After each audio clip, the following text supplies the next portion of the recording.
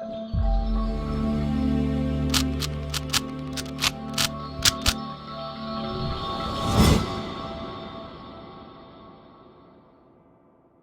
guys, welcome to Uba classes. I hope you like my videos. If you like my videos, please like, share and support our channel. आप लोगों का support हमारे लिए बहुत matter करता है, उतना ही आपका फीडबैक मैटर करता है। तो हमें अपनी कीमती सजेशंस दीजिए ताकि हम अपने चैनल को और अच्छे तरीके से इम्प्रूव कर सके। तो आज हम स्टार्ट कर रहे हैं क्लास 12 मैथमेटिक्स का चैप्टर वेक्टर, जिसमें हम आपको बताएंगे कि वेक्टर का क्या मतलब होता है और उसकी एक्सरसाइज 10.1 पूरी डिस्कस करेंगे।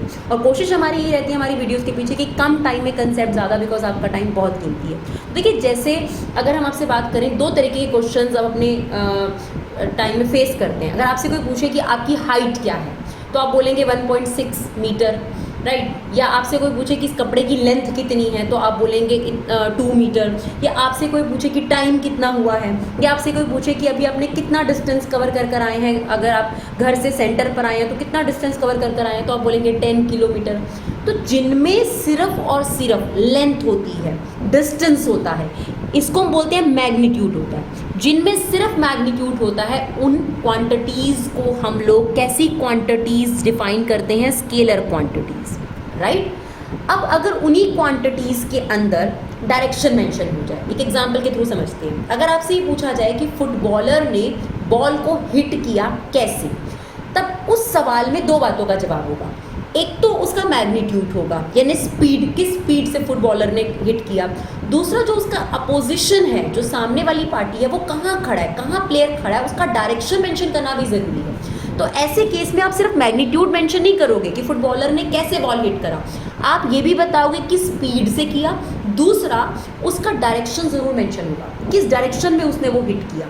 तो जब किसी भी क्वांटिटीज़ के अंदर मैग्नीट्यूड प्लस डायरेक्शन ऐड हो जाती है, उन क्वांटिटीज़ को हम वेक्टर बोलते हैं, राइट। अब इसको और तरीके से समझते हैं। जैसे अगर मैं आपको सिर्फ ये बोलूँ कि मैं अभी 10 किलोमीटर डिस्टेंस कवर कर कर आई हूँ, तो अगर मैं डिस्टेंस की बात करूँ तो ये एक स्केलर क्वांटिटी है, 10 किलोमीटर। लेकिन अगर मैं ये बोलूँ मैं 10 किलोमीटर नॉर्थ की तरफ गई थी, that is known as displacement, तो यही चीज़ वेक्टर क्वांटिटी बन जाती है, राइट। सिमिलरली अगर मैं आपसे बोलूँ कि मैं गाड़ी चलाकर आई हूँ 10 किलोमीटर पर आवर की स्पीड से, तो यहाँ पर सिर्फ स्पीड मेंशन है, ये स्केलर क्वांटिटी है। लेकिन अगर मैं ऐसे लिख दूँ कि 10 किलोमीटर पर आवर की स्पीड से ईस्ट डायरेक्शन की तरफ मेरी गाड़ी चल रही थी, तो वो हो जाती है वेलोसिटी, और वो आ गया वेक्टर के अंदर। तो आप देखिए, डिस्टेंस स्केलर क्वांटिटी है क्योंकि इसमें सिर्फ मैग्नीट्यूड है, लंबाई है, लेंथ है।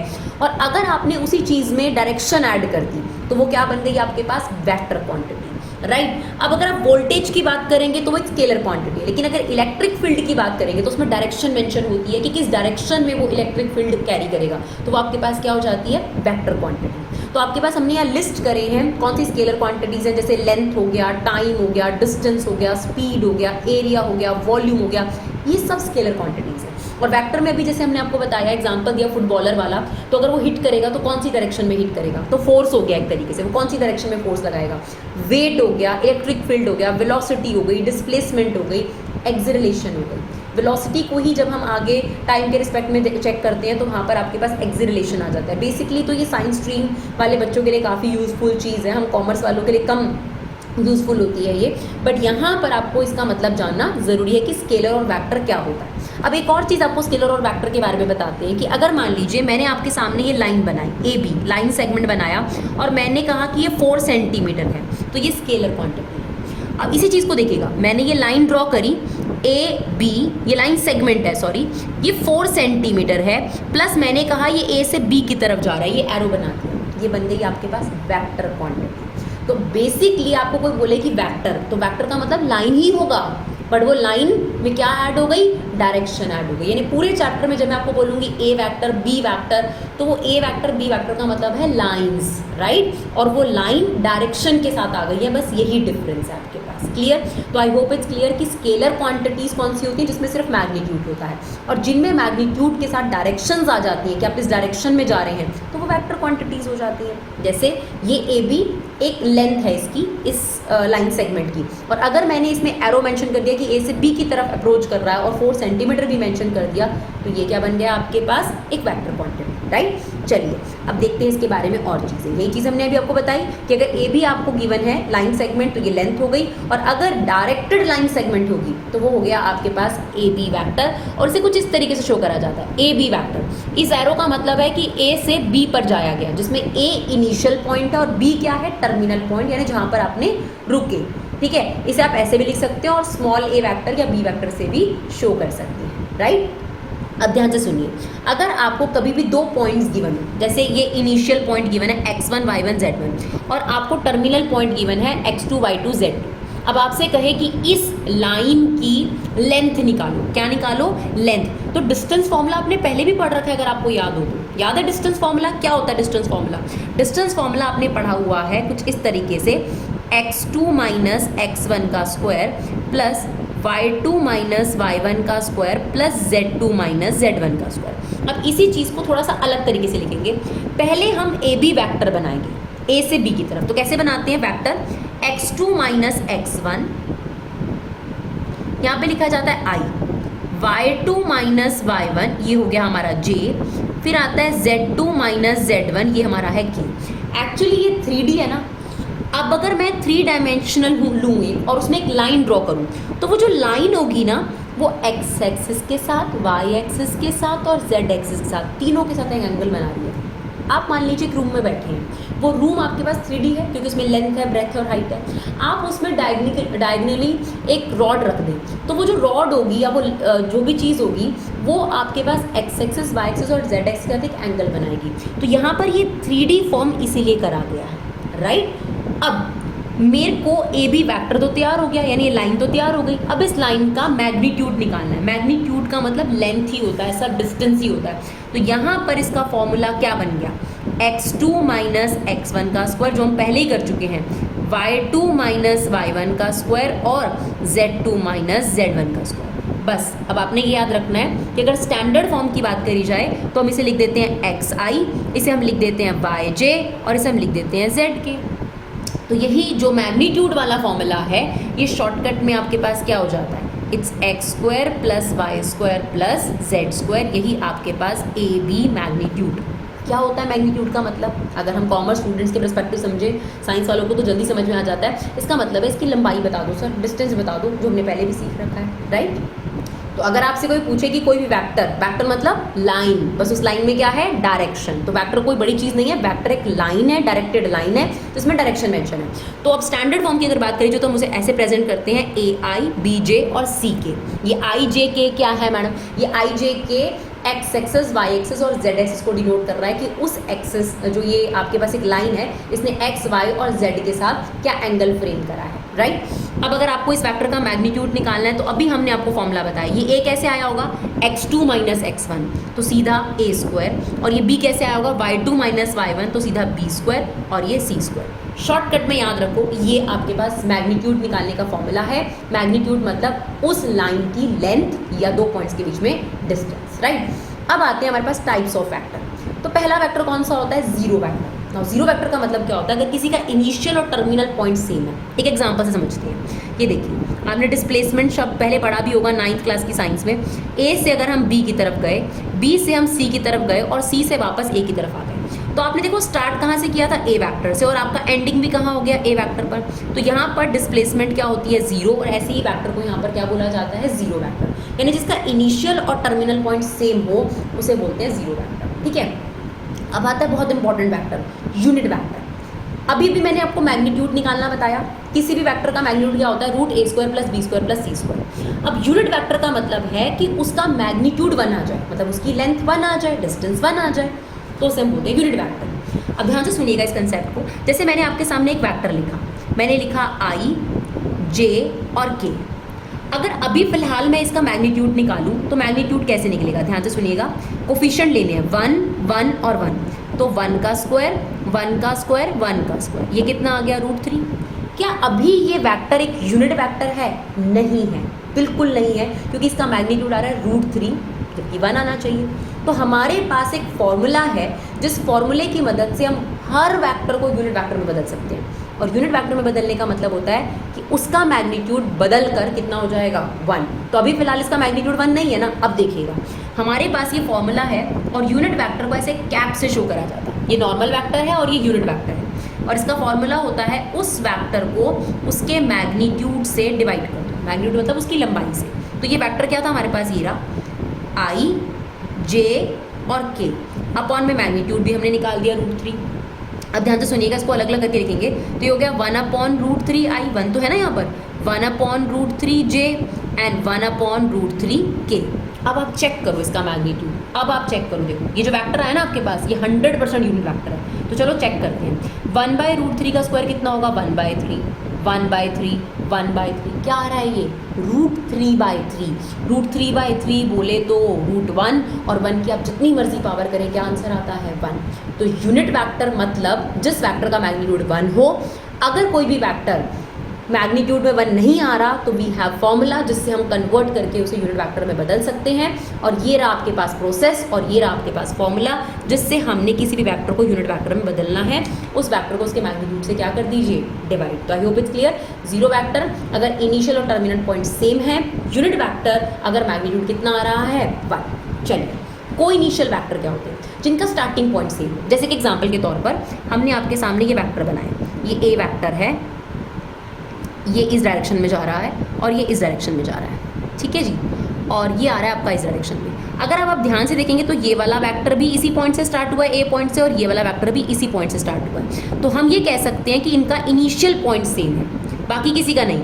ये क्योंकि इधर आ रहा है तो ये यहाँ से आ रहा है, तो ये वाला ए वेक्टर और बी वेक्टर आपस में क्या है, को इनिशियल वेक्टर है, क्योंकि इनका जो स्टार्टिंग पॉइंट है, एरो देखना, एरो बहुत इंपॉर्टेंट है वेक्टर के अंदर, सेम है। क्लियर। फिर आता है कोलिनियर वेक्टर। दो वेक्टर कोलिनियर वेक्टर तब कहलाते हैं जब वो पैरेलल हो, पैरेलल वेक्टर। अब पैरेलल होने के लिए क्या ये ज़रूरी होता है क्योंकि लंबाई सेम हो, बिल्कुल ज़रूरी नहीं होता।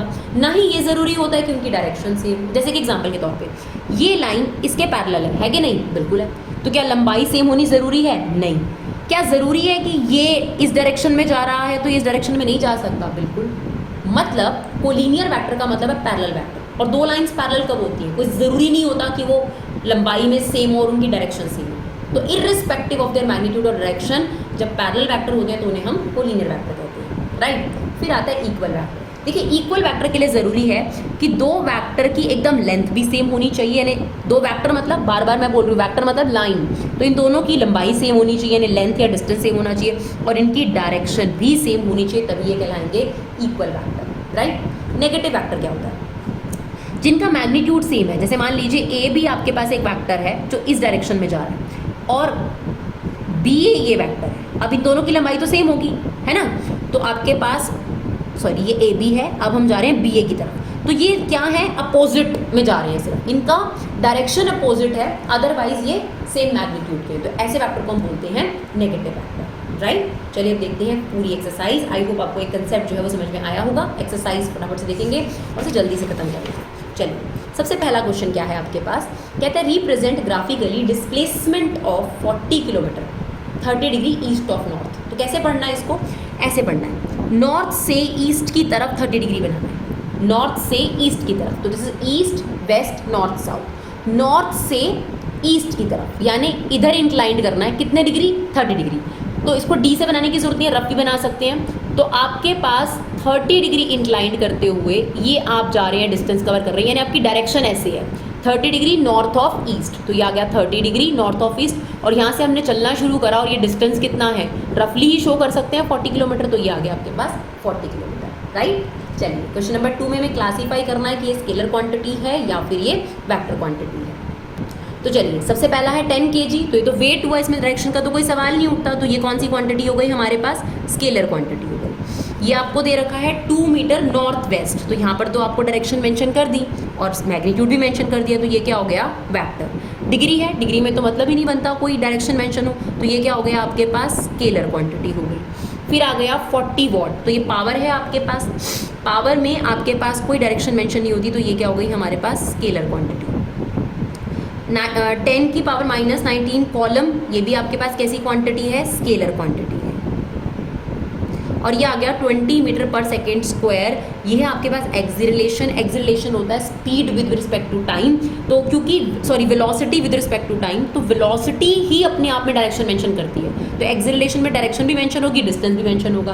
तो यहाँ पर आपके पास वेलोसिटी को जब विद रिस्पेक्ट टू टाइम दिखा जाता है तो उसे एक्सिलरेशन बोलते हैं। तो क्योंकि वेलोसिटी एक वेक्टर क्वांटिटी है तो एक्सिलरेशन भी एक वेक्टर क्वांटिटी होगी, राइट। क्वेश्चन नंबर 3 में भी हमें यही करना है, क्लासीफाई करना है कि स्केलर है या वेक्टर है।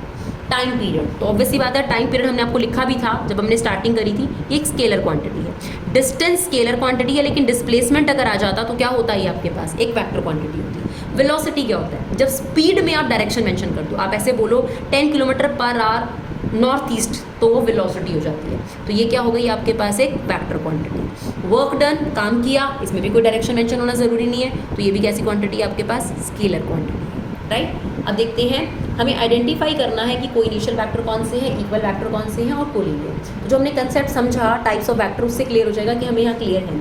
कोई इनिशियल का मतलब कहता है जिनका स्टार्टिंग पॉइंट सेम हो। तो ध्यान से समझिएगा, देखिए ए वेक्टर और डी वेक्टर, राइट। ए वेक्टर और डी वेक्टर आपके पास